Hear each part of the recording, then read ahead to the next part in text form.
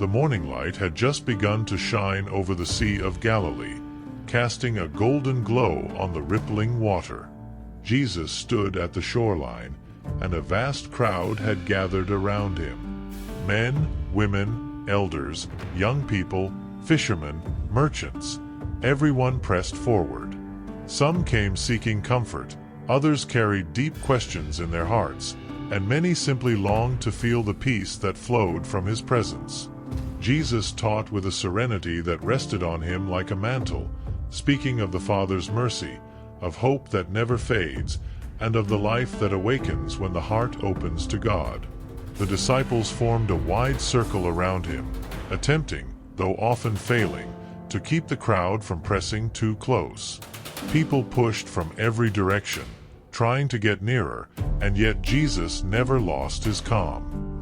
His voice rose above the murmuring multitude, clear and steady, as if each word were directed to the heart of every listener.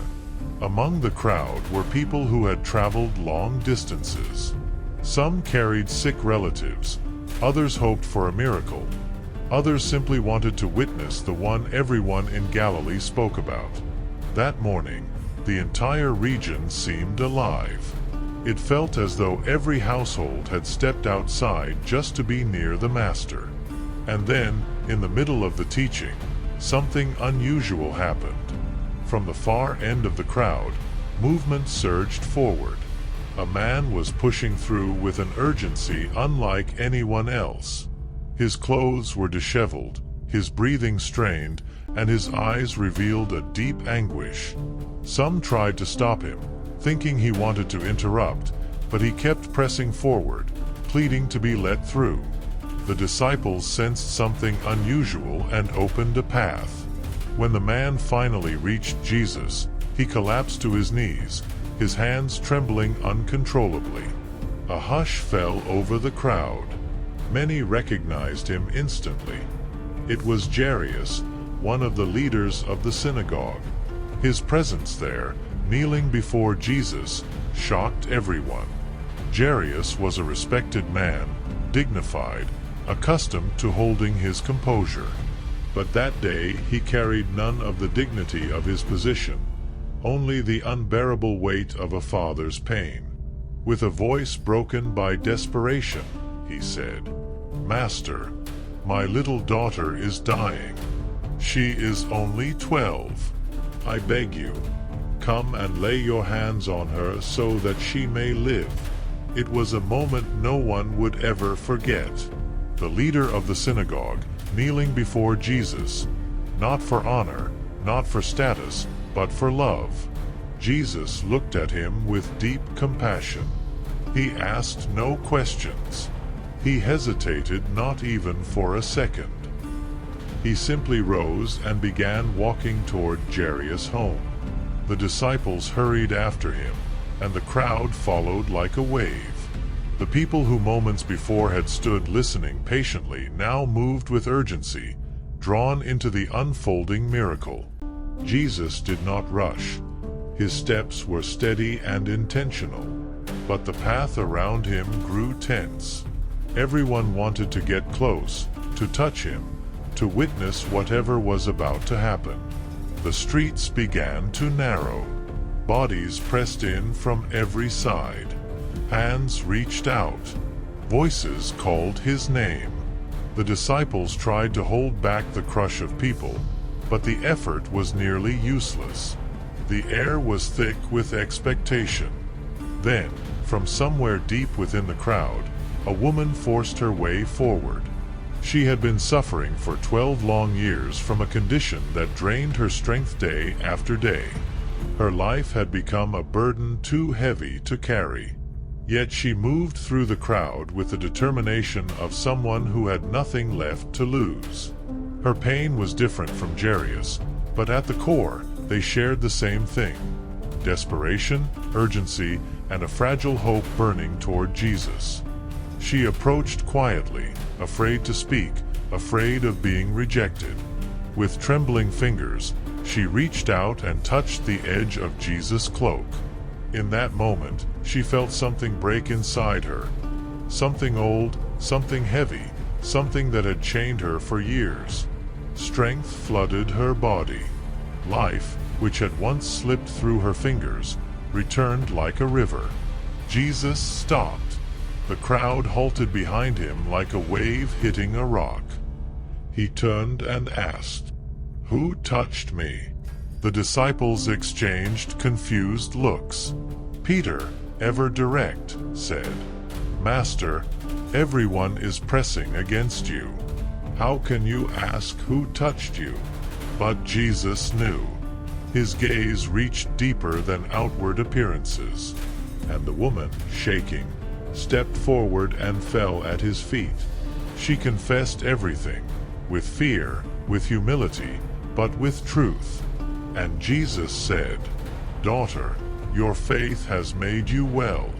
Go in peace." The crowd was stunned.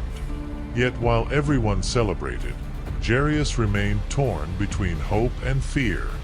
Every passing minute felt like a lifetime. He wanted to believe. He wanted to trust. But anxiety clung to him like a shadow. And then came the moment he feared most. A group of people hurried toward them from the distance. Their faces were heavy with sorrow. One stepped forward and spoke words that pierced the air like a cold knife. "Your daughter has died. Do not trouble the Master any longer." A silence fell that felt like the world had stopped breathing. Some lowered their heads. Others covered their faces. The weight of tragedy pressed on the crowd like a stone. Jairus staggered, his knees weakening. The world around him blurred. His soul crumbled beneath the news. But before fear could consume him, Jesus turned to him. His expression did not mirror panic or despair. It radiated authority, unwavering calm, a peace untouched by death. And he said, "Do not fear, only believe." Those were not human words of consolation. They were a divine command spoken into the heart of despair. They were the revelation of the code that would define the miracle ahead. It was light entering a breaking soul. Jairus inhaled sharply. Something ignited within him. He didn't understand how, but those words held him up. That sentence became his anchor, his strength, his step forward. Jesus continued toward the house, leaving the crowd behind and taking only Peter, James, and John. The atmosphere shifted. The noise faded. No more pushing. No more shouting.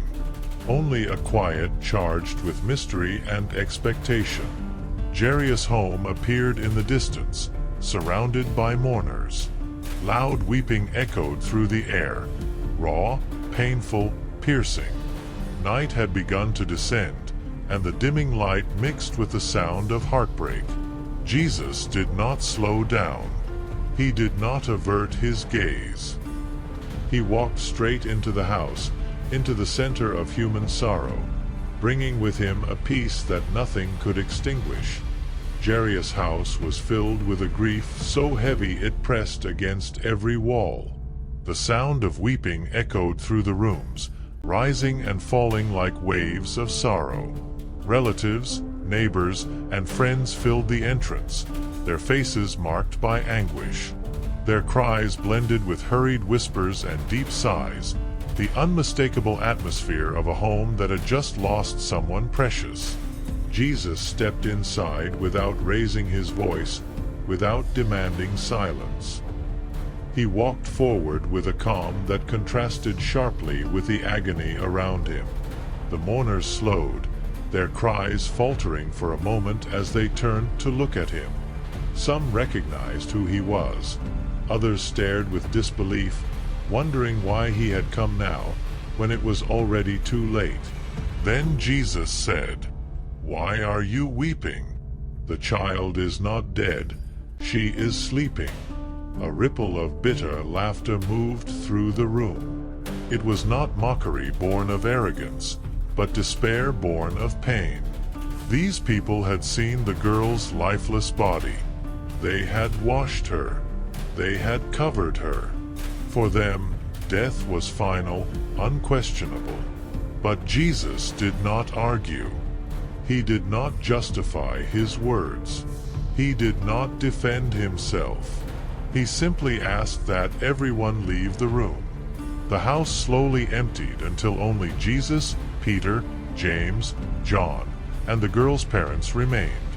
The hallway leading to the girl's room was narrow, and the soft glow of a small oil lamp flickered against the walls. At the end of the hallway, the room lay in silence. The father and mother walked behind Jesus, each step heavy with fear and hope intertwined. Jairus held tightly to the single phrase Jesus had spoken to him earlier. "Do not fear, only believe." When they entered the room, the child lay still on the bed. Her face was calm, her hands resting gently at her sides. The mother covered her mouth as tears rushed to her eyes. She tried to hold them back, but the pain was too deep. Jairus stood beside her, his chest rising and falling rapidly, his heart torn between memory and faith. Jesus walked quietly to the side of the bed. He sat down gently and took the girl's small hand in his. Her skin was cool, her fingers limp. The disciples watched in reverent silence, sensing they were witnessing something sacred, something beyond the bounds of human understanding. And Jesus spoke the words that broke the power of death. "Talitha koum." "Little girl, I say to you, arise." There was no thunder, no sudden blaze of light, no tremor in the ground. The miracle arrived silently, but with unstoppable force. The girl's eyelids fluttered, her fingers twitched, her chest rose with a deep, fresh breath. Slowly, she opened her eyes and gazed at her mother, then at her father, then at the master sitting beside her. She pushed herself up, and Jesus smiled, a smile filled with divine tenderness, the smile of one who restores life with authority and love. The mother fell to her knees, overwhelmed. Tears poured down her face, no longer tears of grief, but tears of awe. Jairus covered his face with both hands, his shoulders shaking as he tried to contain the collision of astonishment, relief, and gratitude that surged through him. The disciples could not look away. They had seen many miracles, but this was different. This was life returning where death had claimed victory, and it returned at nothing more than the word of the Son of God. Jesus asked that they give the girl something to eat, a simple yet profound confirmation that her life had been fully restored. The child stood, walked, and received the food with the natural ease of someone completely healed. There was no frailty, no trace of sickness, only life renewed. When the first waves of astonishment settled, Jesus quietly stepped out of the room. The night awaited him outside, calm, silvered by the moonlight. The disciples followed him in silence, leaving behind a home transformed from mourning to joy. They walked until they reached an open area where the village widened into a small clearing. Jesus stopped there. The cool night air brushed gently against their faces. The disciples gathered around him. Each carried the weight of what they had witnessed. They had seen not just a miracle, they had seen the power of faith confronting the deepest fear a human heart can know. Jesus looked at them, his expression filled with a depth that seemed to reach into eternity. This moment was not only about a girl restored to life. It was about a truth that would anchor their souls for the rest of their days. And there, under the quiet night sky, Jesus revealed the message that carried the heart of everything they had just witnessed. The code is, do not fear, only believe.